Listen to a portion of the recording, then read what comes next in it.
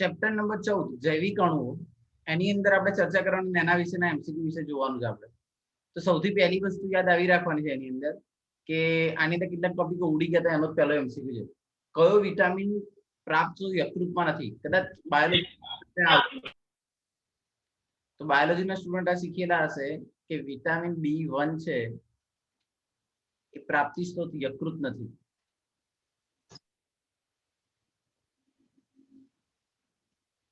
એના પછી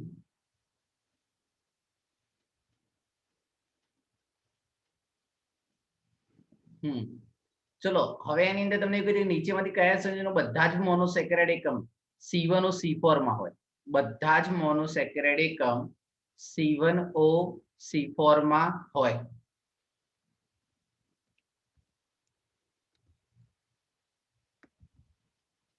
હવે જો પહેલી વસ્તુ એ બેટા ડાયસેકેરાઇડ તમારામાંથી ઉડી ગયા છે, પણ તમને લોજિક સમજાવી દઉં. બેઝિકલી તમે નીટ માટે સમજ્યા હશો તો સાહેબે તમને આવું કીધું હશે. માલ્ટોસમાં કયા બે ઘટકો હોય? Glucose plus fructose. માલ્ટોસ છે ને બેટા, એટલે ગ્લુકોઝ અને કયો આવશે? ગ્લુકોઝ. હા ગ્લુકોઝ. ભાઈ તો ગ્લુકોઝ પ્લસ ગેલેક્ટોઝ. હવે જો માલ્ટોઝ ની અંદર તમે એક વસ્તુ માર્ક કરી હશે કે એની અંદર C1O C4 જ હોય. એટલે પહેલા ગ્લુકોઝ ના અણુનો એનોમેરિક કાર્બન જોડાય અને બીજાનો ચોથો જોડાય એટલે માલ્ટોઝ ના બંને સ્વરૂપો મળે. આપણે મ્યુટેશન આલ્ફા સ્વરૂપે મળે, બીટા મળે, એટલે એક મુક્ત કાર્બન હોય. એનોમેરિક કાર્બન જો મુક્ત હોય તો જ આલ્ફા બીટા મળે. લેક્ટોઝમાં એવું થાય. પછી વાત કરીએ સેલ્યુલોઝ. તો સેલ્યુલોઝમાં શું જોડાય? તો ખાલી ગ્લુકોઝ. અને એમાઇલેસ પેક્ટિન છે ને એમાં તમે એક વસ્તુ માર્ક કરી હોય ને તો બે વસ્તુ આવે. એક આવે એમાઇલેસ અને બીજું આવે એમાઇલેસ પેક્ટિન. અને આ એમાઇલેસ પેક્ટિન છે ને એમાં બે પ્રકારના બંધ જોવા મળે. C1O C4 તો જોવા મળે જ, એની સાથે બીજો એક જોવા મળતો હતો C1O C6. એમસીક્યુ માટે મોસ્ટ ટાઈમથી ગુજકેટમાં 2 વાર પૂછાયેલો, બોર્ડમાં પૂછાયેલો એમસીક્યુ. એમાઇલેસ પેક્ટિન છે એની અંદર બે વસ્તુ જોવા મળે, C1O C4 જોવા મળે, C1O C6 પણ જોવા મળે છે. આ એમાઇલેસ અને એમાઇલેસ પેક્ટિન શામાં આવે? સ્ટાર્ચ. વેરી ગુડ, સ્ટાર્ચમાં આવે. પછી ઝ્વિટરાયન, આ ચોપડીમાં હતું ને આપણા સિલેબસમાં હતું. ઝ્વિટરાયન ની અંદર કયો ઘટક હોય? તો સલ્ફાનિક એસિડ. કયો ઘટક હોય? સલ્ફાનિક એસિડ. યાદ છે ને આવું? હા સર. આપણે 13મા ચેપ્ટરના અનુસંધાનમાં વિચારીએ તો તમને આવું લખીને આપ્યું તો અહીંયા NH2 લઈ લઈએ અને અહીંયા લઈ લઈએ 13મા ચેપ્ટરના અનુસંધાનમાં. 14માં તો ખાલી ડાયરેક્ટ આવતું હતું આ રીતે જોડેલું. હવે અહીંયા આવશે SO3H. તો H ને નીચે લાવી દો તો એને કન્વર્ઝેશન કરી શકાય. અને આપણે ઝ્વિટરાયન કહેતા હતા. એટલે યાદ રાખજો ઝ્વિટરાયન 2 ચેપ્ટરમાં આવે, 13માં આવે અને 14માં પણ આવે છે. આની અંદર આપણે એવું યાદ રાખીશું RCNH2 અને અહીંયા હોય H, અહીંયા હોય COOH. પછી COOH નો H અહીંયા આવી જાય તો શું બનાવી દે? RCH. અહીંયા આવી જાય COO માઇનસ અને અહીંયા આવે NH3+. તો એક જગ્યાએ પ્લસ આયન છે, બીજી જગ્યાએ માઇનસ આયન છે. પણ વીજભારની દ્રષ્ટિએ બંને તટસ્થ છે કારણ કે એક જગ્યાએ માઇનસ ને બીજી જગ્યાએ પ્લસ, અને આપણે એને ઝ્વિટરાયન કહીએ.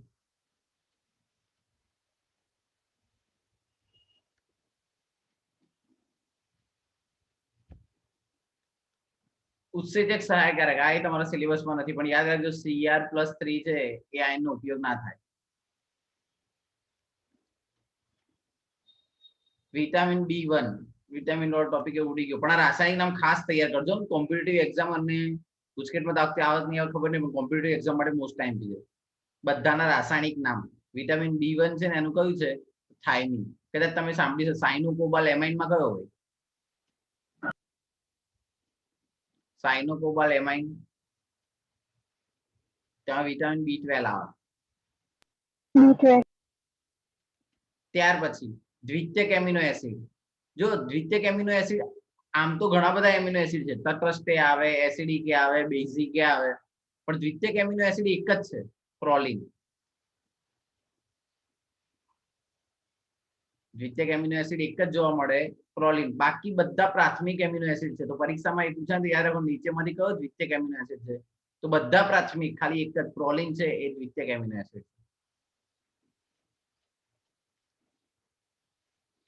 નીચેના પૈકી કયું પ્રોટીન સિલ્કમાં હોય? તો કેરેટીન. માયોસિન ક્યાં હોય ખબર છે? સ્નાયુમાં. સ્નાયુમાં.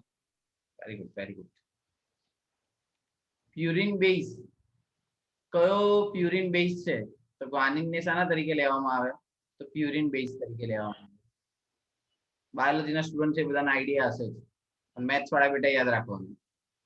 ચલો, નીચેમાંથી કયો એસિડ pH 7 કરતા વધારે, 7 કરતા વધારે છે એટલે આપણે કયો એમિનો એસિડ શોધવાનો?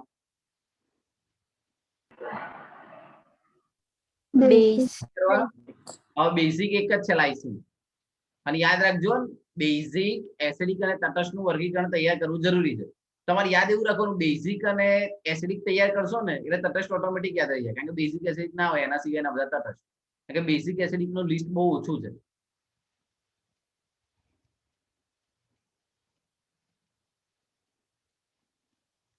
પછી ગ્લુકોપાયરેનોસ શા માટે કહે છે? તો ગ્લુકોઝની અંદર 5 કાર્બન પરમાણુ અને 1 ઓક્સિજન પરમાણુ ધરાવતી ચક્રીય રચના હોય માટે એને કહેવાય ગ્લુકોપાયરેનોસ. બે આવે ખબર છે, પાયરેનોસ આવે ને ફ્યુરાન આવે. હા.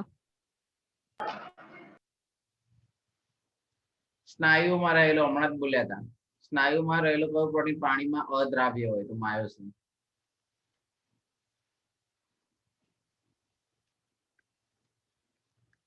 પછી સાઇટોસિન બેઝ પિરિડીમિન નું વિકલ્પ છે.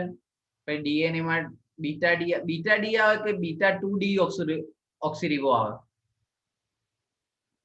2D આવે. બીટા 2D આ ગયા. પછી ચોક્કસ પ્રોટીનનો સંદેશા માટે આરએનએ વપરાય છે, ખોટી વાત. કયો વપરાય? ડીએનએ. કોઈ વ્યક્તિ એના પપ્પા કે મમ્મી જેવું છે ડિસાઈડ કરવા માટે કયો ટેસ્ટ કરવામાં આવે? તો ડીએનએ. એટલે આરએનએ નહીં આવે. પણ ડીએનએ ની સજીવો જુદી જુદી જાતની ઓળખ એક સતત સુધી જાળવી રાખે છે. સાચી વાત છે. તો પહેલું અને ચોથું સાચું, બાકી બધું ખોટું. એટલે બાકીના બે ખોટા.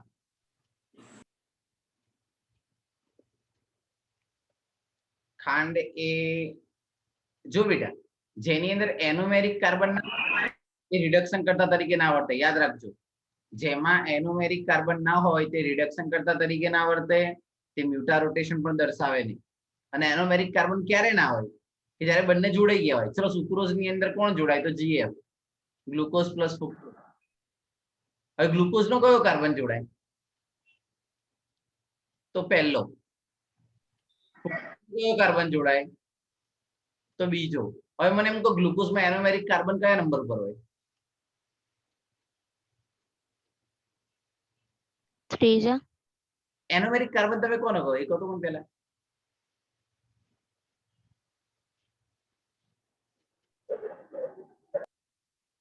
નો આઈડિયા.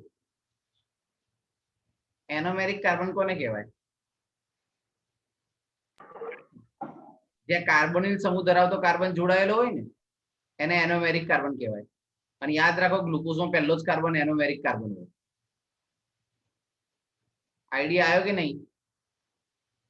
હા સર. કાર્બન એનોમેરિક કાર્બન હતો, એ જોડાઈ ગયો. ચલો, ફ્રુક્ટોઝમાં આલ્ડીહાઇડ ના હોય, કયો ક્રિયાશીલ સમૂહ હોય? કીટોન. ઉપર હોતો તો કીટોન સમૂહ કયા કાર્બન ઉપર હોતો તો? બીજા. તો જો બેટા, આની અંદર એનોમેરિક કાર્બન જે હતો એટલે ક્રિયાશીલ સમૂહ ધરાવતો જે કાર્બન હતો એ જોડાઈ ગયો, આઈ જોડાઈ ગયો. તો ચલો, હવે OH સમૂહ આપણે આલ્ફા અને બીટા સ્વરૂપ નક્કી કોને આધારે કરીએ? તો એનોમેરિક કાર્બન એટલે કે પહેલા નંબરનો કાર્બનનો OH સમૂહ જો ઉપર હોય ને તો આપણે એને કયો કહીએ? બીટા. હા, તો આપણે એને શું કહીએ? આલ્ફા. એની કન્ડિશન શું? તો એનોમેરિક કાર્બન મુક્ત હોવો જોઈએ તો જ આલ્ફા બીટા સ્વરૂપ મળે, નહીતર મળે નહીં. અહીંયા તો બંનેના ઘટકો જોડાઈ ગયા એટલે આમાં આલ્ફા બીટા સ્વરૂપ ના મળે ને આલ્ફા બીટા સ્વરૂપ ના મળે એટલે રિડક્શન કરતા તરીકે ના વર્તે છે એવું તમે કહી શકો. પડી ખબર? હા સર.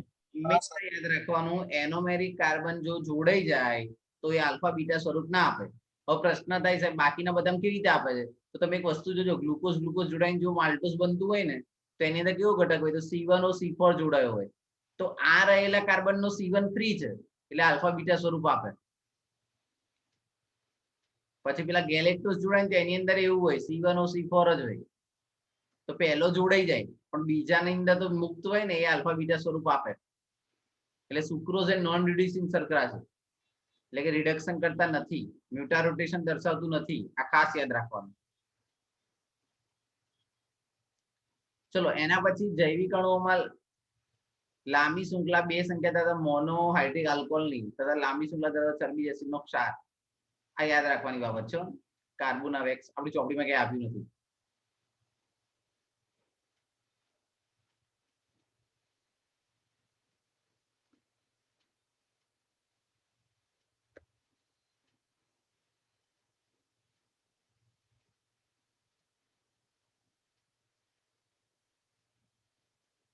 એક મિનિટ. હા,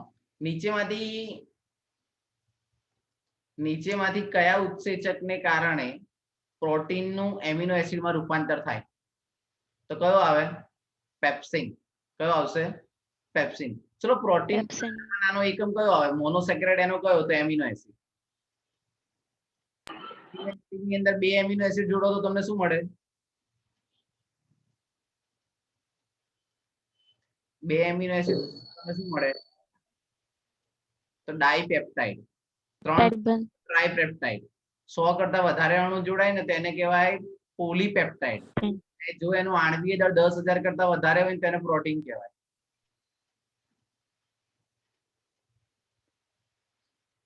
નીચેમાંથી કયું વિધાન સાચું છે? તો એની અંદર યાદ રાખવાનું, પ્રક્રિયાના અંતે ઉત્સેચકો મૂળ સ્વરૂપે શું થાય? પાછા મળે. પ્રક્રિયામાં ભાગ લે પણ અંતે જેવા હતા એવા ને એવા પાછા થઈ જાય. અહીંયા ઉત્સેચકનો પ્રક્રિયાનો એક 10⁻12 ના આવે. શું આવે? સિલેબસમાં નથી એટલે તમને આઈડિયા નહીં હોય, પણ +12 આવે.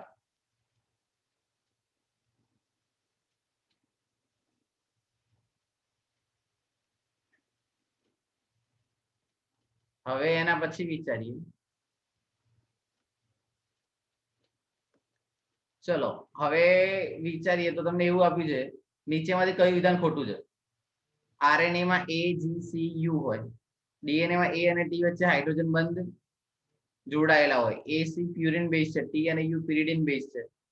ચલો હવે પહેલી વસ્તુ એ કે તમને એવું કીધું છે કે A અને C એ પ્યુરિન બેઝ આવે તો એ વિધાન ખોટું છે. એને પ્યુરિન બેઝ ના કહેવાય.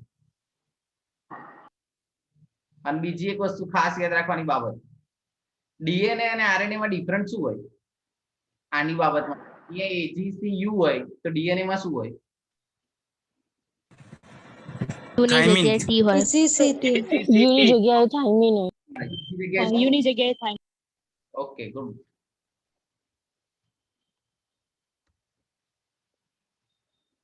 પછી પાછું સિલેબસ વગરનો, નીચેમાંથી કયો વિટામિનની ઉણપથી બાળકોના હાડકાની વિકૃતિ આવે છે? કેલ્સીફેરોલ. બાયોલોજીમાં આવું કઈ આવતું? હા કે ના તો બોલો. ના. નહીં આવતું તો કશો વાંધો નહીં વાંચવાનું. પછી ગ્લુકોઝના પ્રબળ ઓક્સિડેશન કરતા HNO3 વડે ઓક્સિડેશન કરવાથી નીચેના પૈકી કયો દ્વિકાર્બોક્સિલિક એસિડ પ્રાપ્ત થાય? તો જો ગ્લુકોઝની આપણે ગ્લુકોઝની સાબિતીની રિએક્શનો શીખ્યા હતા કે એમાં 6 કાર્બન સરળ શૃંખલામાં જોડાયેલા હોય તો HI જોડે પ્રક્રિયા કરાવડાવવાની. એની અંદર યાદ રાખવાનું, જો તમે પ્રક્રિયા કરાવડાવો HNO3 જોડે તો સેકેરિક એસિડ મળે, અને જો Br2 જોડે કરાવડાવો તો કયો મળે? ગ્લુકોનિક એસિડ. ગ્લુકોનિક એસિડ. અને HNO3 જોડે કરાવડાવો તો સેકેરિક એસિડ મળે. યકૃતમાં નથી, B6. પછી નીચેમાંથી કયા સંયોજનો બધા જ એકમો C1O C4 જોડે જોડાયેલા નથી? હમણાં જ શીખ્યા હતા. કયું આવે? એમાઇલેસ.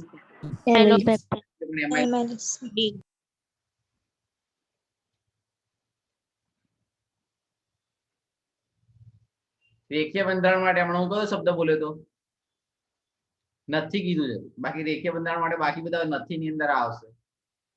પૂછો કેમ? તો ગ્લુકોઝ એ રેખીય એબીડી પ્રક્રિયા આપે પણ NaHCO3 સાથે ગ્લુકોઝ પ્રક્રિયા જ ના આપે.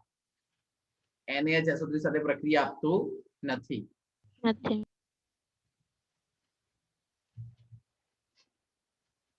ટ્રાયસેકેરાઇડ કોને કહેવાય બાળકો?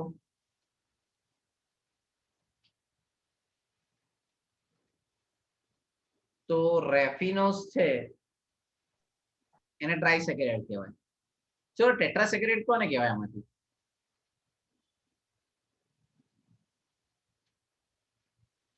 ટેટ્રાસેકેરાઇડ કોને કહેવાય? સેલોબાયસ. સેલોબાયોસ અને લેક્ટોસુબિર ડાયસેકેરાઇડ છે. સ્ટેચ્યુસ. HCOs. સ્ટેટિચ્યુઅસ. હવે મને એમ કહો ડાયસેકેરાઇડ આવે તેનું સામાન્ય સૂત્ર શું થાય? દાખલા તરીકે મોનો હોય ને તો એનું શું થાય? તો CnH2n 2n. તો ડાય હોય ને એને ઓલિગોસેકેરાઇડ કહેવાય. ડાય, ટ્રાય અને ટેટ્રા. ચલો બોલો હાલો. ડાય નું સામાન્ય સૂત્ર તો Cn H2n અહીંયા આવે C12 H22 O11 આવું આવે ને એટલે Cn H2n -2 ON -1. ટ્રાય માટે લખતા હોય ને ત્યારે Cn H2n -4 અહીંયા બે વધે બાદ થાય વધારે અહીંયા -2 થશે. પછી ટેટ્રા માટે લખતા હોય તો Cn H2n -6 ON -3. આ સામાન્ય સૂત્રો છે, બધાને યાદ રાખજો. અને ટ્રાય ટેટ્રાસેકેરાઇડ નું એક જ સૂત્ર છે, સ્ટીચિયોસ. સુક્રોઝ ને 483 કેલ્વિન તાપમાને ગરમ કરવાથી તપકીય અસ્ફટિકનું પદાર્થ બને છે, જેમાં ખોરાકની રંગક તરીકે વપરાય છે. તમને ખબર કેરેમલ શબ્દ સાંભળેલો છે તમે? કેરેમલ ચોકલેટ આવે. હા. ખાંડને બહુ ગરમ કરો તો બળી જાય ખાંડ, અને બળી અને કાળા કલરનું કથ્થાઈ રંગનો પદાર્થ બની જાય અને એને આપણે કહીએ કેરેમલ. અને પછી બળેલી ખાંડની ચોકલેટ તમને આપે ને એટલે આપણને થોડી કડવી લાગે અને આપણે એને કેરેમલ ચોકલેટ કહીએ.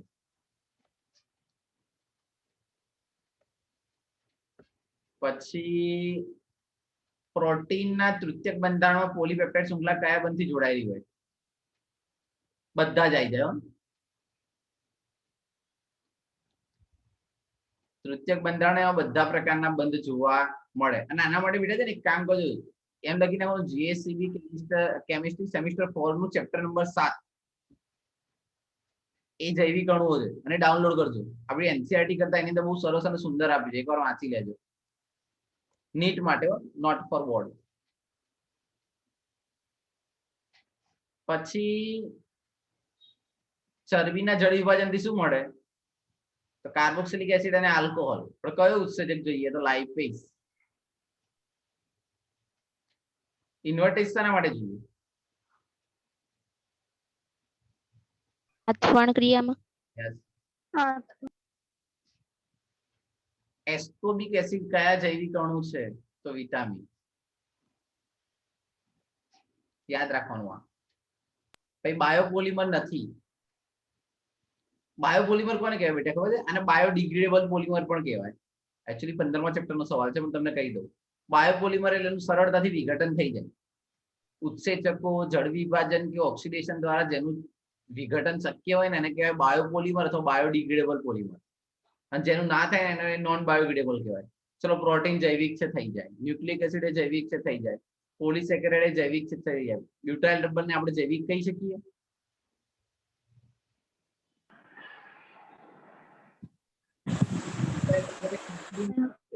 કૃત્રિમ હોય તેનું વિઘટન શક્ય ના હોય માટે આપણે એને બાયોપોલિમર નથી કહેતા, નોન બાયોપોલિમર અથવા નોન બાયોડિગ્રેડેબલ પોલિમર પદાર્થ કહેવાય.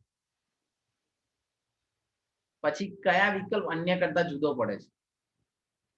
જો આની અંદર યાદ એવું રાખવાનું, ડેક્સ્ટ્રીન, સેલ્યુલોઝ, ગ્લાયકોઝન, આ બધા કયા પોલિમર છે તમને ખબર છે? વર્ગીકરણને આધારે?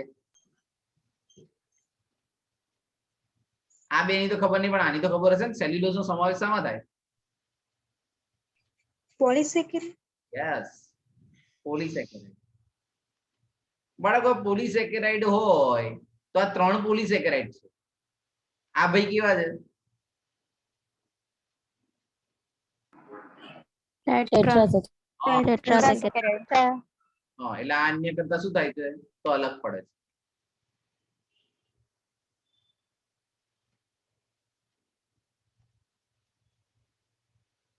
ગ્લુકોઝના કયા પ્રક્રિયા સાથે પ્રગતિ કાર્બોનિલ સમૂહની હાજરી સૂચવે? 12મા ચેપ્ટરની અંદર એમોનિયાના વિઘટનની પ્રક્રિયાઓ શીખ્યા હતા. એની અંદર હાઇડ્રોક્સિલ એમાઇન સાથે પ્રક્રિયા કરાવડાવો તો કાર્બોનિલ સમૂહનું રૂપાંતર શામાં કરે? તો ઓક્ઝાઇમમાં.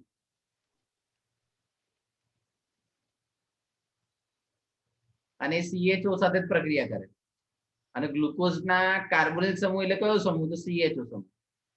તો NH2 છે ને પ્રક્રિયા કરી અને તમને કાર્બોનિલ સમૂહની હાજરી સૂચવે. ના હું આપણે ટેક્સ્ટબુકમાં સ્પેસિફિક લખેલું છે, કન્સિડર કરેલું છે કે કાર્બોનિલ સમૂહની હાજરી માટે કઈ કઈ કસોટી થાય, તેમાં OH સમૂહ હાજર છે એના માટે કઈ કસોટી થાય. આ HNO3 છે એ તમને શું કરે? તો સેકેરિક એસિડમાં રૂપાંતર કરી નાખે. પણ એ OH સમૂહની હાજરી માટે છે. ચલો એના પછી આ જૂની બુકનું છે, આના માટે એક સૂત્ર યાદ રાખવાનું. વિશિષ્ટ પરિભ્રમણ આલ્ફા બરાબર આલ્ફા અપોન, એટલે નોર્મલ પરિભ્રમણ તમને આપ્યું હોય આ આલ્ફા અપોન L ગુણ્યા C. C એટલે સાંદ્રતા. આ હંમેશા ડેસીમીટરમાં લેવાનું એટલે જવાબ મળી જાય.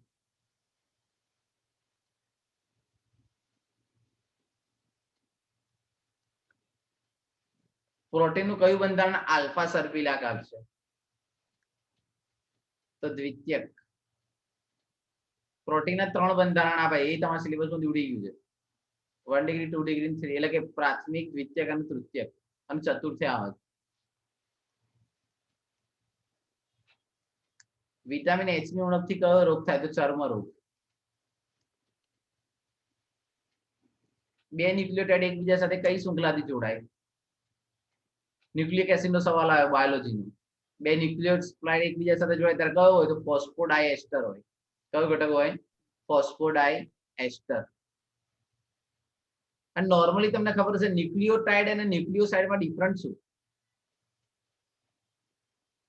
ન્યુક્લિયોટાઇડ અને ન્યુક્લિયોસાઇડ, આમાં ડિફરન્સ શું? કોઈને આઈડિયા છે? ન્યુક્લિયોસાઇડમાં ફોસ્ફેટ સમૂહ ના હોય, ખાલી નાઇટ્રોજન બેઝ અને શર્કરા. Very good. એટલે બેઝ હોય અને શર્કરા હોય. જ્યારે આની અંદર શું હોય? તો ફોસ્ફેટ પણ હોય, શર્કરા હોય અને બેઝ પણ હોય. આ બંને વચ્ચેનો અલગ ઓળખવાનો સિસ્ટમ.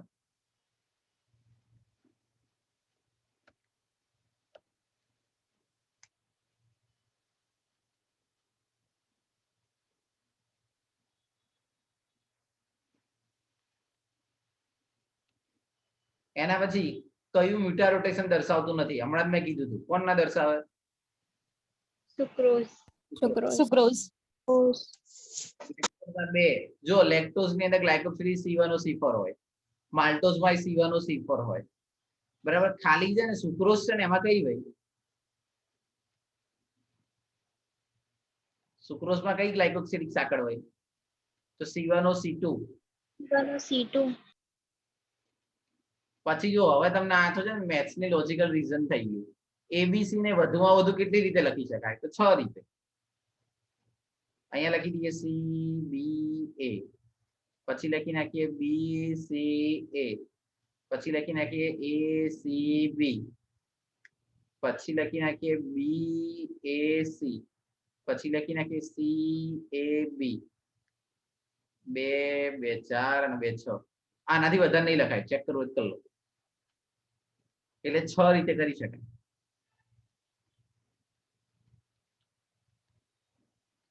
ડેક્સ્ટ્રીન માટે, ડેક્સ્ટ્રીન એ પોલીસેકેરાઇડ, પોલીસેકેરાઇડ કેવો હોય? તો સ્વાદવિહીન હોય અને પાણીમાં અદ્રાવ્ય હોય એટલે સ્વાદવિહીન.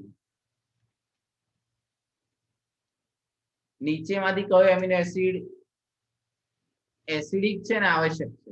તો આર્જેનિન. આ યાદ રાખજો ને, આવશ્યક અને બિનઆવશ્યક એસિડ તમારે તૈયાર કરવા પડશે.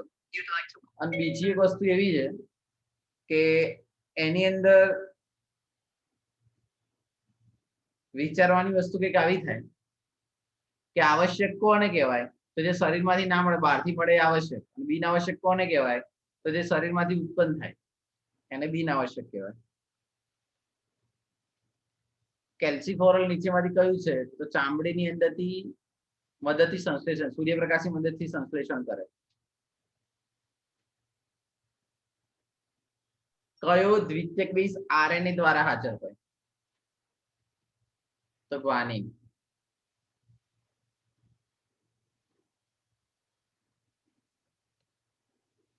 ઉત્સેચક એ શું કરે? તો અપ્રક્રિયા ઉત્સેચક છે. આ સિલેબસમાં નથી હોય 70%. તટસ્થ કયો? તો ગ્લાયસિન. અને વન્સ અગેન રિપીટ, બેઝિક અને એસિડિક તૈયાર કરી દેજો એટલે તટસ્થ ઓટોમેટિક રહી જશે. એના સિવાયના આલ્ફા ટેરો પરથી શું થાય? તો નપુંસકતા. માલ્ટોઝ કયા ગ્લાયકોલિક સાંકળ આવેલી હોય છે? તો આપણે હમણાં જ કીધું, માલ્ટોઝમાં કયા હોય? તો ગ્લુકોઝ જોડાય. ને કઈ સાંકળ હોય? તો C1OC4.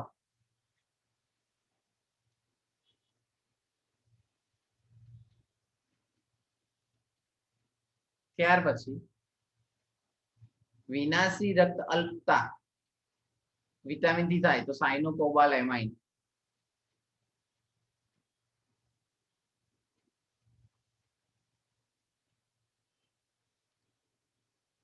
એના પછી ન્યુક્લિયોટાઇડ માટે કયું જોડાણ યોગ્ય છે? તો હમણાં જ તમે લોકોએ મને શીખવાડ્યું. ન્યુક્લિયોટાઇડ એટલે શું આવે? તો ફોસ્ફેટ, શર્કરા અને બેઝ. અને ન્યુક્લિયોસાઇડ હોય તો ખાલી શર્કરા અને બેઝ.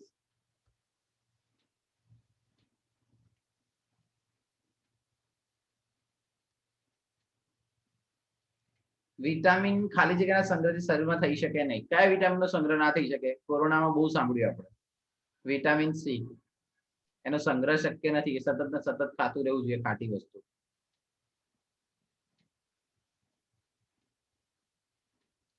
ડીએનએ માં હાજર કોણ ના હોય? યુરેસિલ. એ ભાઈ ક્યાં હાજર હોય?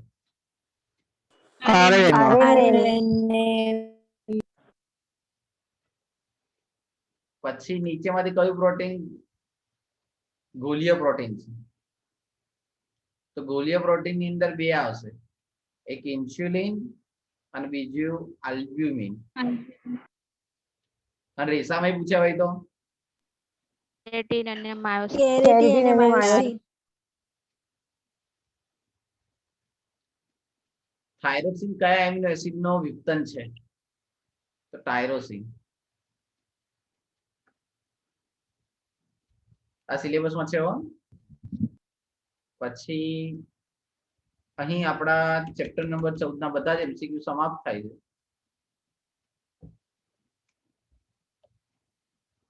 અને આટલા બોર્ડ અને ગુજકેટમાં પૂછાયેલા છે, બહુ વ્યવસ્થિત અને પ્રોપર તૈયાર કરવા. સર